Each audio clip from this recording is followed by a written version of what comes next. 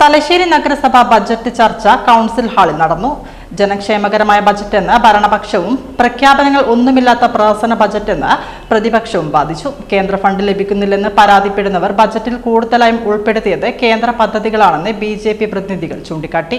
കഴിഞ്ഞ ദിവസം vice chairman MB ജയരാജനാണ് ബജറ്റ് അവതരിപ്പിച്ചത്. കഴിഞ്ഞ ബജറ്റിൽ പ്രഖ്യാപിക്കപ്പെട്ട മിക്ക പദ്ധതികളും പൂർത്തീകരിക്കുകയും ബാക്കിയുള്ളവ പൂർത്തീകരണ ഘട്ടത്തിലുമാണെന്ന അവകാശവാദത്തോടെയാണ് vice chairman MB Jayarajan budget അവതരിപ്പിച്ചത്. ഇതിന്മേലുള്ള ചർച്ചയാണ് കൗൺസിൽ ഹാളിൽ ചെയർപേഴ്സൺ KM ജമുന റാണി ടീച്ചറുടെ അധ്യക്ഷതയിൽ നടന്നത്. 97 അതിദരിദ്രരെ സാധാരണ ജീവിതത്തിലേക്ക് കൊണ്ടുവന്നുവെന്ന അവകാശവാദത്തെ ഇവരിൽ പലരും മരണപ്പെട്ടതുകൊണ്ടാണ് അങ്ങനെയായതെന്ന് പ്രതിപക്ഷം തിരിച്ചടിച്ചു.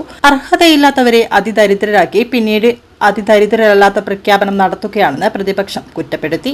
അതിദരിദ്രർക്ക് കിറ്റ് നൽകിയതല്ലാതെ മറ്റ് എന്ത് പ്രവർത്തനമാണ് നടത്തിയതെന്നും പ്രതിപക്ഷം ചോദിച്ചു. കേന്ദ്ര സഹായം ഇല്ലെന്ന് പറയുമ്പോഴും അമൃത് കുടിവെള്ള പദ്ധതി, ശുചിത്വ ക്യാമ്പയിൻ തുടങ്ങിയവയൊക്കെ കേന്ദ്ര പദ്ധതിയാണെന്ന് BJP കൗൺസിലർ ചൂണ്ടിക്കാട്ടി. അമൃത് പദ്ധതി എല്ലാ വാർഡുകളിലേക്കും വ്യാപിപ്പിക്കണമെന്ന ആവശ്യം ഉയർന്നു. കേരളത്തിന് കിട്ടാനുള്ള 64,000 കോടി രൂപയുടെ കേന്ദ്ര വിഹിതം കിട്ടിയിരുന്നെങ്കിൽ ഇനിയും കൂടുതൽ വികസന പദ്ധതികൾ യാഥാർത്ഥ്യമാക്കാൻ കഴിയുമായിരുന്നുവെന്ന് ഭരണപക്ഷ കൗൺസിലർമാർ പറഞ്ഞു.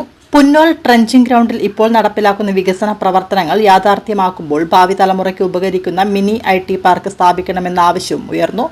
വിശ്വാസ്യതയിലല്ലാത്ത തള്ളു ബജറ്റാണ് അവതരിപ്പിച്ചതെന്നും പ്രതിപക്ഷം കുറ്റപ്പെടുത്തി. വഴിപാട് പോലെ ഇത് വർഷാവർഷം തുടരുകയാണെന്നും പ്രതിപക്ഷം കുറ്റപ്പെടുത്തി. തലശ്ശേരി നഗരത്തിന്റെ വികസനത്തിന് സ്പീക്കർ നടത്തുന്ന ഇടപെടൽ മാതൃകയാണെന്ന് ഭരണപക്ഷ കൗൺസിലർമാർ പറഞ്ഞു.